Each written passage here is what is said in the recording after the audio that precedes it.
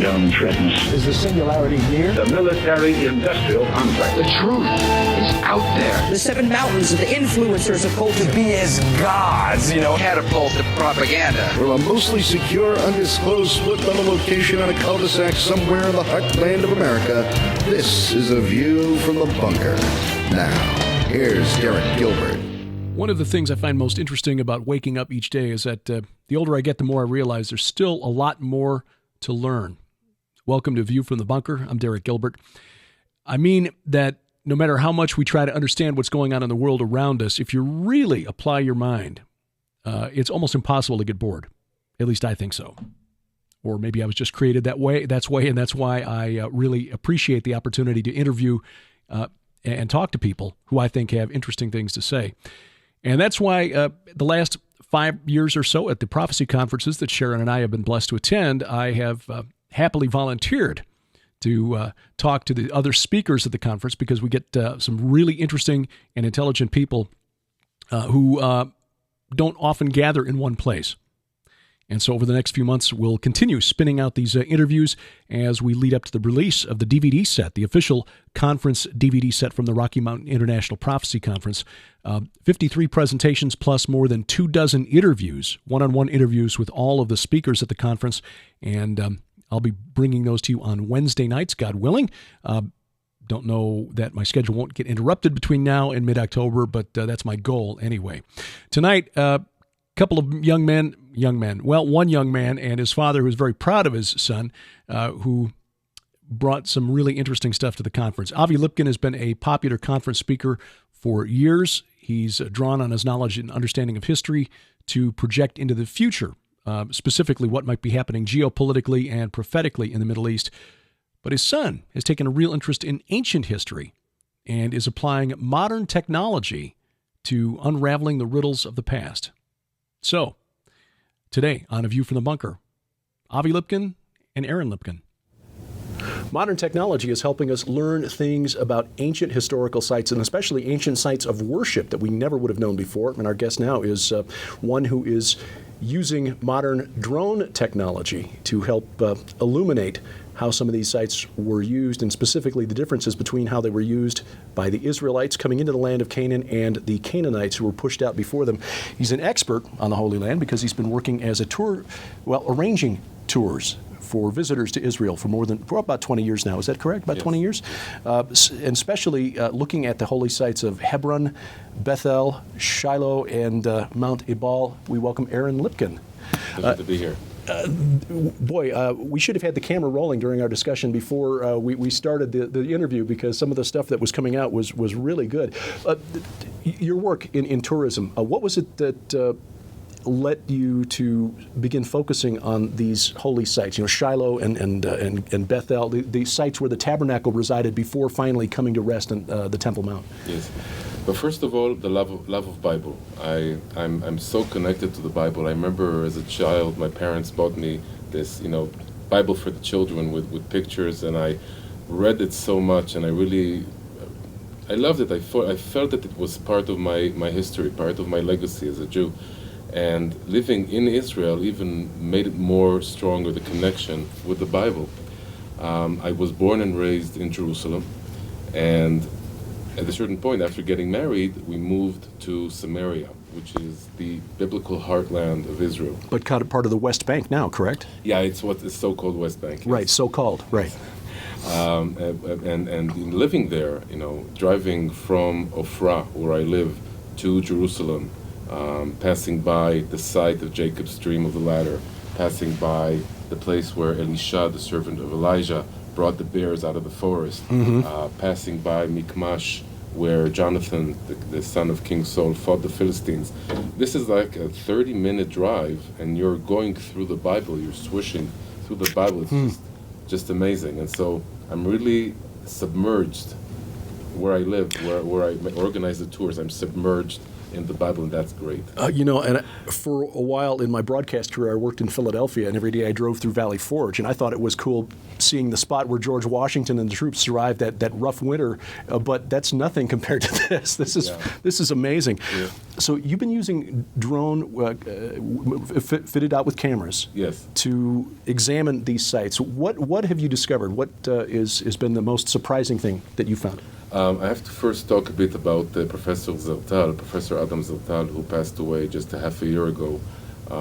You have to remember that the academic world, what's being taught in the universities, is that the Bible is a fairy tale. Right. That it never happened. That the stories that are being described in the Bible are not historical facts, but just made up stories that were made up in later periods of time. I was born and raised in Jerusalem, in Israel, in the Holy Land, and I was told by my Bible teacher at school that the Bible is a fairy tale, that all the stories are taken from other nations and changed in a monotheistic way.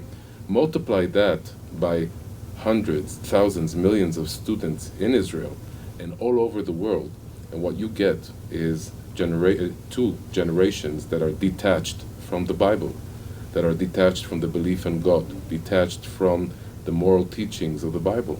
And this is where we are today, a big crisis in identity. And for me, I met Professor Adam Zertal, someone who is from the academic world, and you see this professor saying, I'm sorry, but the Bible is true. I surveyed the biblical heartland of Israel. I surveyed Samaria. I found hundreds and thousands of Israelite sites from the period described in the Bible. I found an altar on Mount Ebal, an Israelite altar, Joshua's altar. I found this really weird footprint formations in the Jordan Valley in Mount Ebal that I'm going to talk about. And so when I heard these things, I said to myself, I have to publicize it. I have to spread this world all over, this discovery all over the world. And when I looked at the footprint discovery, the footprints that Professor Adam Zertal found, I said to myself, the only way that we can show it is if we use a drone, if we use aerial shots. And I'm sure that the audience will really enjoy the aerials that I took of these footprints. Now, the footprints, I mean, were we talking human footprints? Are these things that could not have been made by human? What did you discover? Okay, so Professor, here's the problem. The reason why it was taught that the Bible is not true, that the stories are not historical facts, are not historical events, is because there was no real evidence to show Israelite presence in the land from such an earlier period. Right. And after the Six-Day War, after 1967, there was suddenly a chance, an opportunity to come and to discover and to research Samaria thoroughly and really check what the situation is archaeologically. And Professor Adam Zertal surveys Samaria from the 1970s all the way to just recently, just before he passed away.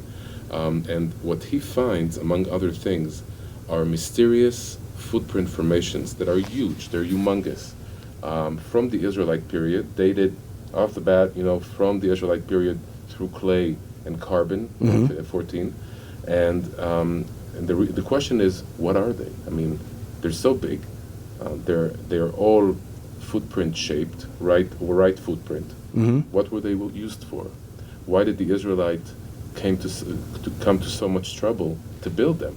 Why? Where do they appear in the Bible? These are all questions that arose from his discovery. 6 footprints in the Jordan Valley, going up to the Tirza Valley. Last one found around the altar of Joshua. Does it trace out a path?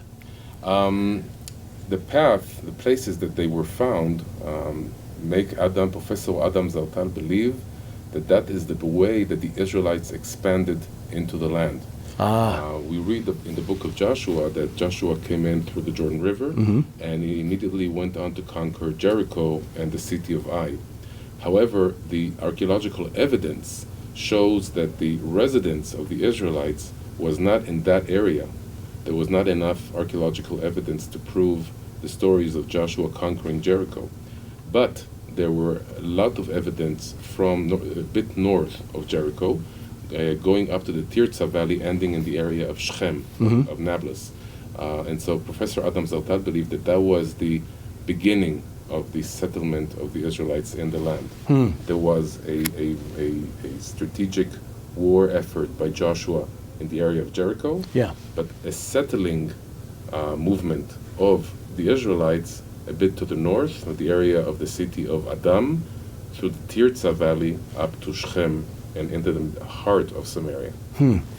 And many of those people groups that he encountered, when you read the book of Joshua, were declared by Yahweh to be Karem, Right. utterly destroyed. Right. To kill all the people, kill their livestock, burn everything. Don't take any booty. Don't take any of their stuff. It's all to be destroyed. Exactly, and the question is, why the shape of a footprint? And Yes. one of the things that Professor Adam Zertal said is that it says in the book of Joshua, God says, every word that you will put your foot in will be yours.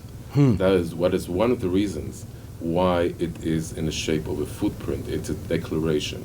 It's a flag saying, this is ours. God promised this place to us. That's why it's in the shape of a footprint. That's fantastic. Now, not wanting to recover what you're going to talk about in your presentation, because viewers will see that on the DVD set anyway, I wanted to ask you about the differences in worship. You were telling me before this interview that Canaanite worship on mountains was different from Israelite worship, and we know that holy mountains have played a key role in human history, going all the way back to Eden, which was described in Ezekiel 28 as the holy mountain of God. Right. The Temple Mount, of course, is where He will reign forever. What was different between the way Israelites approached worshiping on a mountain and the way the Canaanites did So it? when we read the Bible, what we see are levels of presence, of Israelite presence in the land. The first layer is the layer of the patriarchs, Abraham, Isaac, and Jacob. We're talking about a period that is parallel to the pagan Canaanite way of worshiping. And what we read in the Bible is that the Canaanites would worship their gods on the top of the mountains and under every fresh tree. And so these are the unique characteristics of Canaanite worship. That's the period of the patriarchs. When we go to the later period of the entrance of the Israelites and the presence of the Israelites in the land, that's the book of Joshua on, what we see, and this is very interesting, is that when Professor Adam Zertal finds the altar from the period of Joshua, he discovers it, by the way, accidentally, on Mount Ebal. Now, you would expect to find the altar on the summit, on the Right, peak of Mount right. Ebal, but what happens is that he finds it on the slopes of the mountain. When you, have you visited Shiloh? Or I have not. I have not had the opportunity to visit Israel. people have to come to Israel. It's really, it's just amazing. It really connects you to the Bible physically, literally. When you go to Shiloh, ancient Shiloh, you see that the area where the tabernacle stood is outside of the city, and on the slopes of the city. It's not on the top of the city. So again, you find a site that is Israelite from the second layer, the time of the Israelites coming into the land, that is on the slopes and not on the peak. And the theory is that Joshua really wanted the Israelites to disconnect from pagan worship, from the Canaanite traditions. And so one of the things that he did is to detach himself from the peak and to go to the slopes, saying, this is not where we want to worship God. We want to worship God on the slopes. When you look in Jerusalem, when you're standing on Temple Mount and you're looking around you, you are surrounded by higher mountains. The Western Hill, the one that's called Mount Zion today, is taller by about 80 feet. And the Mount Scopus Ridge, the Mount of Olives, they are higher Yes. than Temple Mount. Yes. So Temple Mount is lower. Lower. So again, another site from the time of the Israelites that is lower than the rest of the area. Well, and this is fascinating to me because again, in Ezekiel 28, or maybe I'm confusing with Isaiah 14, but the verses where he says, "You said I am a god, I sat in the seat of the gods," that describes Eden. So it is Ezekiel 28. That was where Adam and Eve walked with God until they disobeyed His command, and we were basically kicked off the mountain, kicked out of the seat of the gods. Perhaps the reason for the tabernacle on the slope is that our time to return to the top of the mountain is not yet. It's a process. Yes, and we will get there someday, but not yet. Amen. Well, Aaron, how do people find out more about your tours? I assume you talk about these things when you take people around and show them these sites? Yeah, well, first of all, unfortunately, because the media coverage of the area of Judea and Samaria is very, I would say, either biased or a very specific, what it shows is the terrorist attacks and the problems and the violence that people think that Judea and Samaria are a war zone. Yeah. And I'm here to say it's not. I bring hundreds of thousands of tourists to Judea and Samaria. They go out of Judea and Samaria safely, experiencing a real amazing experience of connecting to the land, connecting to the stories of the Bible, and I think that is the uniqueness of what I do, of the travel agency that I had, bringing people to the biblical heartland of Israel where all these stories happened. When I speak to sometimes the pastors and to tourists that visited Israel, they say, "Yeah, I've been in Israel 17 times." So I asked them, "Have you been to Hebron? Have you been to Shiloh?" They look at me and they say, "No." I say, "How can you visit the Holy Land? How can you visit the land of the Bible and not visit those places, the places that are so important in the Bible?" Hebron, where David first became king. Yes. Yeah. And where the patriarchs were buried, the tomb of the patriarchs. Bethel, the place where Jacob joined the dream of the ladder, Mount Ebal and the altar. These are so important. Not just for the identity, the Jewish identity, but also for the Christian identity. Right. This is the lineage of Jesus. This is where he came from. This is his connection to the Bible, to God. And so I invite everyone to come and experience these amazing places. So how do people find you on the web? Yes, so our website is www.lipkintours.com. And we also have the DVDs that we just did, 2 DVDs about the site of Jacob's dream of the ladder and the footprint formations that I spoke about. We're going to do 2 more, hopefully by the end of this year, about the altar of Joshua on Mount Ebal and ancient Shiloh. And we have tours during the year if people want to come and volunteer in Israel, harvesting grapes, as it says in Isaiah 61 verse 5. We also have a special program for that. Wow. And so, see you soon in Israel. Yeah. Aaron, Lipkin Tours, just imagine that. I mean, we Americans will get emotional when we visit sites like the Alamo or Gettysburg, but carry that back about 3,000 years and the significance of those sites in Israel. Whew. At the Rocky Mountain International Prophecy Conference, I'm Derek Gilbert. We're at the Rocky Mountain International Prophecy Conference with one of the clearest voices who's been warning about the threat posed by violent Islam. Notice I say violent and not radical, because violent Islam is not radical, it's mainstream. Avi Lipkin, author of 7 books, most recently Islamic Rivalry. Avi, good to see you again. Great to be with you again. As we record this on the 15th of July, 2016, of course, last night we were greeted by the news that an Islamic terrorist drove a truck through a crowd gathered for Bastille Day in Nice, southern France. 84 people dead, perhaps more yet to die from their injuries.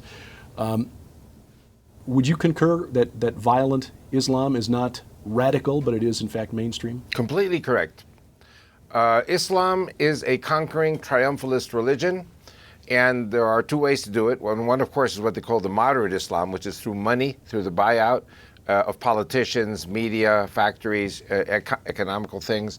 But those people who have a tendency towards violence are going to find their, how shall I say, they will find the fulfillment of their lives by committing suicide and taking people with them. Very correct. One other thing I wanted to say also is that I live in Israel. Half the year I'm in the United States. In Israel, we had a spate of car rammings in which terrorists would drive cars into groups of civilians, groups of soldiers. Israel's answer, they put up cement blocks or cement columns at the bus stops, anywhere where people would congregate. So I would say to the people in Nice, France, is one of the things they're going to have to do now is their whole beachfront, and it can be done in a pretty way. Put up like put up concrete pillars, or little pillars, something which would stop a truck from being able just to ram and ram and ram. The French have to wake up to the fact that their population is now more than 10 or 15% Muslim. There are now more practicing Muslims in France than there are practicing Roman Catholics. Yes. By the way, in England, there are more mosques than there are churches now. I think it's one of the reasons why the British pulled out of the European Union. The whole Brexit question is that the English are losing their country, and they finally now awakened to that. France is also awakening to it. Italy is awakening to it. The Eastern European countries that used to be part of the Soviet bloc, which are now part of the European Union, they've been against the Islamic immigration into their countries from day one. And, Angela Merkel and all these leaders of Western Europe say, oh, you have to take in your quota of Muslim suicide bombers because it's good for the economy. So I understand where she's coming from. They say like this: if 99% are hardworking people, it's good for the German economy. If 1% are terrorists, then we'll deal with it. But 1 million Syrians went into Germany. If 1% are terrorists, that's 10,000 terrorists. Right. In the United States, 19 terrorists shut down the United States on 9/11. One of your talks is, I think, given the context of what we're talking about here, might surprise some people. I think we Americans know very little about Islam in general. We tend to view Islam as this monolithic religion. They all believe the same thing, when in fact there are a number of sects and divisions within those sects. There's Sunnis and Shias and then various groups within that. One of your talks this weekend is on the fall of Saudi Arabia to ISIS. How can they be fighting against each other? Well, it's like this. If you're a young Saudi Muslim kid and you go through the Wahhabi mosque system in the schools, when you graduate, you are a soldier ready to go into battle. And so what the Saudis do is they export all these kids. They want to get rid of them, basically. Sure. Because after what they've learned in these schools, they're going to overthrow the kingdom. So what they do is the Saudi government gives them a stipend or a grant and says, okay, now you go to Afghanistan or Syria and you wage jihad for Allah. And these guys go off to war, and a lot of them die. But those who survive after 5, 10, 15 years, they say, hey, you know what? We want to go home. We want to get married. We want to have kids. We've gotten the adventurous streak in our blood out. And then they go home, and Saudi Arabia has 40% unemployment. The Saudis are not turning the desert green like Israel has done and is doing. They're not creating industries. They're not creating employment. And the vast majority of the oil wealth goes to a very small percentage of the Saudi family. And for your information, 92% of the Saudis support ISIS.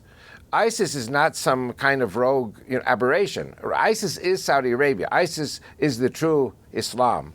The king of Saudi Arabia also is seen as a collaborator with the Christian West because he sells you the oil, then he takes the money you pay him and he reinvests it back into the Western economy.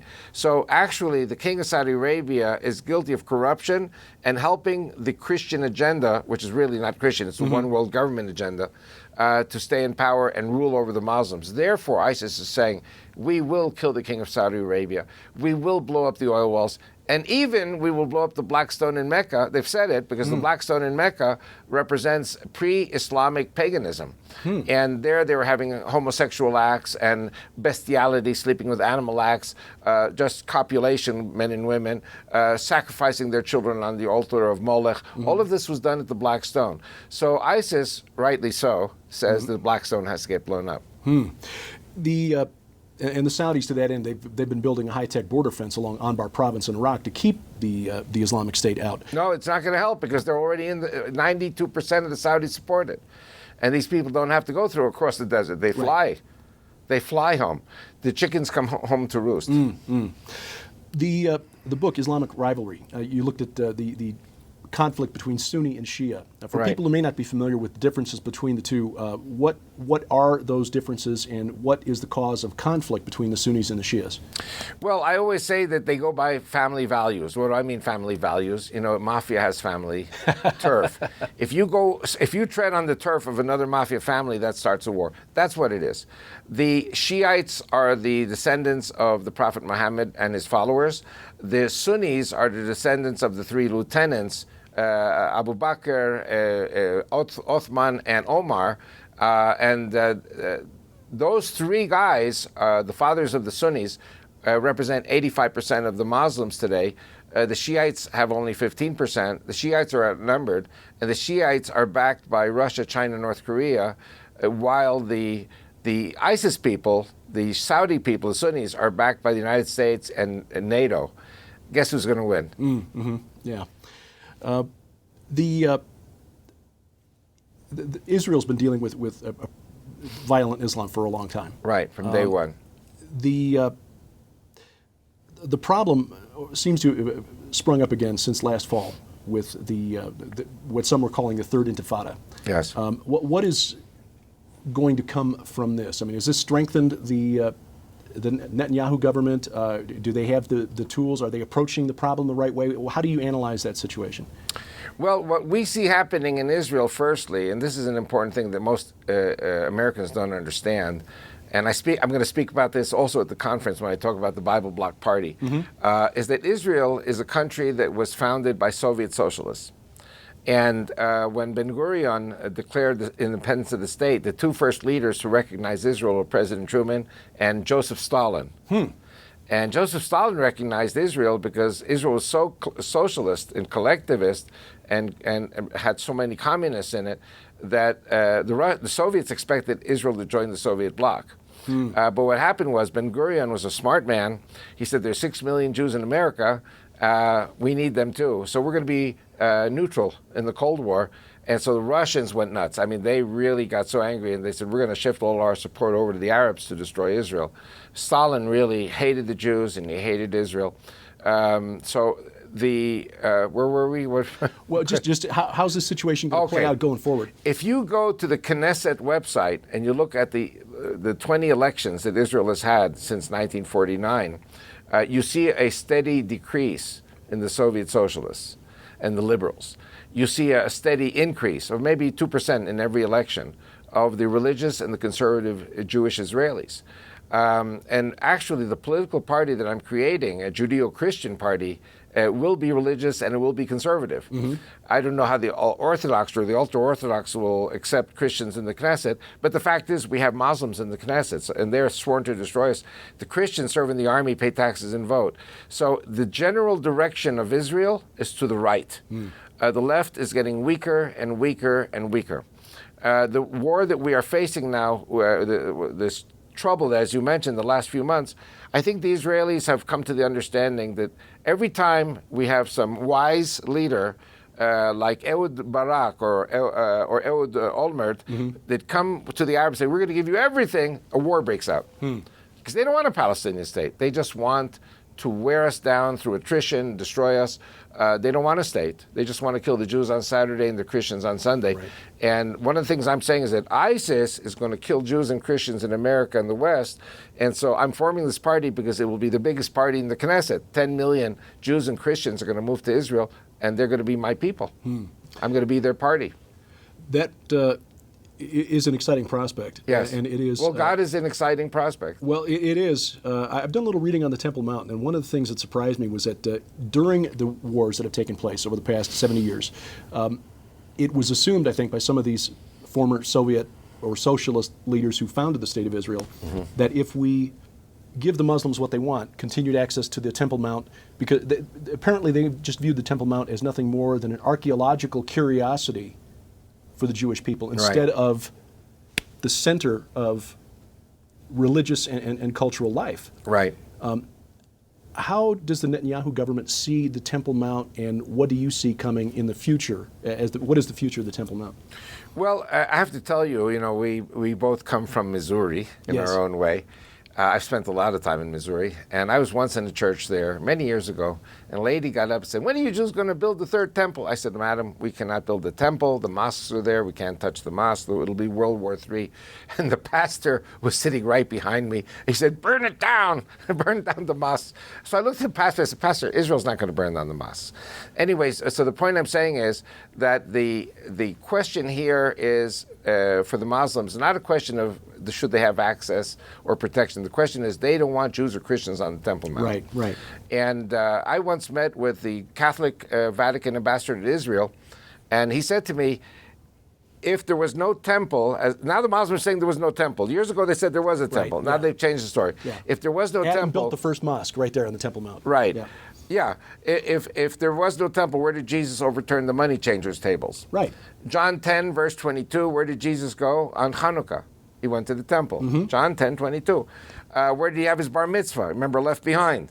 He had it at the temple. Right. So if all these things are true, what the Muslims say, that there was no temple, then the New Testament is false. Yeah.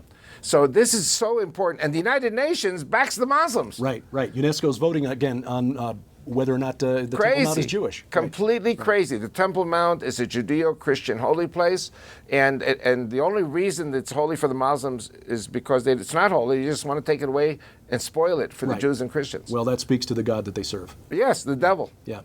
Avi Lipkin, the author of his latest book, is Islamic Rivalry, and two fascinating talks here. You'll see these on the DVD set as well. Avi, always a pleasure, always an education talk. By the way, three talks.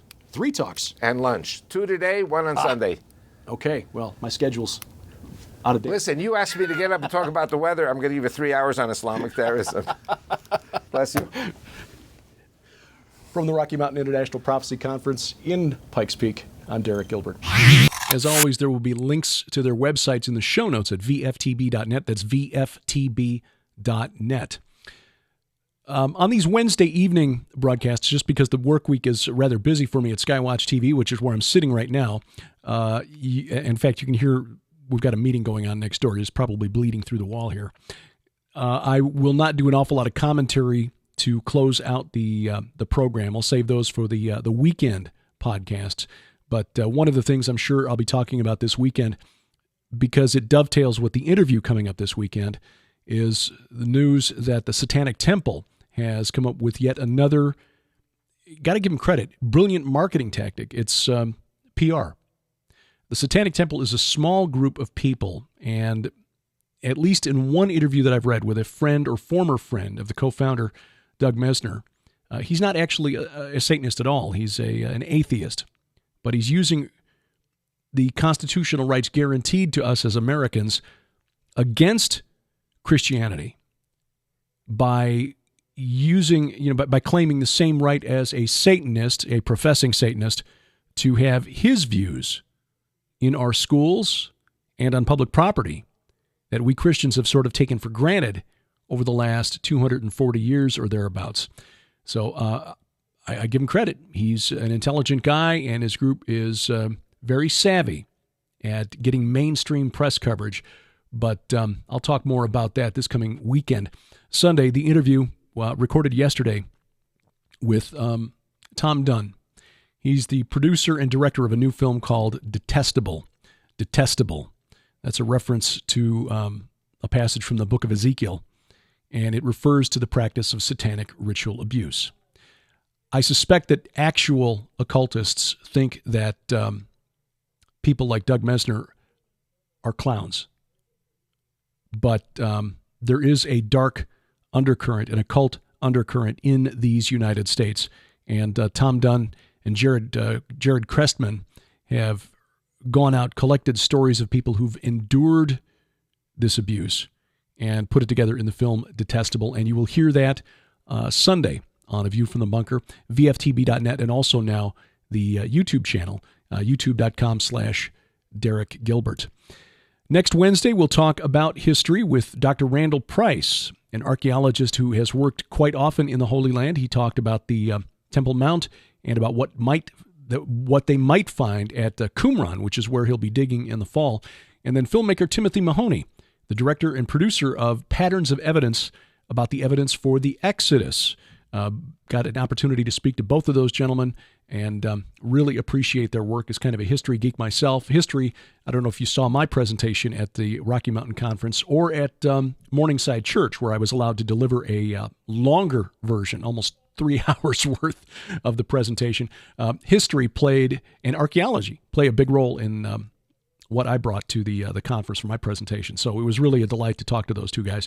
And that will be coming up on August the 10th. Then August 14th, filmmaker, scriptwriter, novelist, all-around Renaissance man, Brian Godawa joins us again on A View from the Bunker. He recently attended a summit hosted by Variety magazine on Christians in Hollywood, and he said there is hope in Hollyweird. So we'll find out what he has to say about that, and you'll hear that, God willing, on August the 14th. Our Bible study, the Gilbert House Fellowship, is back online. We were off for a couple of weeks because of the conference and the trip down to Morningside, but Sunday you should hear 2 more hours of Bible study, 1 hour New Testament, 1 hour Old Testament. We generally get it posted by midday on Sunday, and all the studies are archived there at gilberthouse.org. We're going through both Testaments in chronological order, in the order of the stories, in the orders in which the stories occurred, not the order of the books in the Bible. So it gives a little different perspective on the Scriptures. Again, the Gilbert House Fellowship every Sunday at gilberthouse.org. Skywatch TV, we're in the middle of a week of broadcasts featuring Dr. Michael Heiser. We not only have him on the network program, which this being Wednesday will air today on the Cornerstone Network Coast to Coast, and then also on World Harvest Television. If this is uploaded before 6 p.m. Central Time, 6 p.m. Central Time, you'll see it on DirecTV Channel 367. That's World Harvest Television. Otherwise, you can see it also on the Skywatch TV channel on Roku, the Skywatch TV channel on Vimeo, and as an added bonus, a Skywatch TV web exclusive with Mike Heiser. We talk about the Holy Wars of Joshua, Joshua's wars against the giants during the conquest of Canaan. Mike talks about the concept of Karem. What does it mean, and why would God tell Joshua, target specific groups of people and destroy everything that they owned? Kill them, kill their families, kill their livestock, burn it all, take nothing. Why did God do that? That is the program available only as a web exclusive from skywatchtv.com or the Skywatch TV channel on Roku. And next week, Mike Heiser returns on the network program with discussion of the Mesopotamian origin of the Watchers. And next week's web exclusive, Mike Heiser talking about the origins of demons. Again, keep your eye on skywatchtv.com or the Skywatch TV channel on Roku for more about that. We appreciate you checking out A View from the Bunker, however you're putting us into your ear holes, whether it's through an iPod or other MP3 player, smartphone, or what have you. Wherever you catch us, iTunes, Stitcher, or wherever you find us, we appreciate you taking the time to give us a rating on one of those websites. Helps us show up higher in search results. And of course, if you want to discuss the topics that we discuss here on the program, join us at the View from the Bunker page on Facebook, and while you're there, give us a like. A View from the Bunker is a production of Gilbert House and released under a Creative Commons Attribution, Non-Commercial, No Derivatives 4.0 International License. The opening theme is by Kevin MacLeod. His website is incompetech.com. We wrestle not against flesh and blood. I'm Derek Gilbert, and this is A View from the Bunker.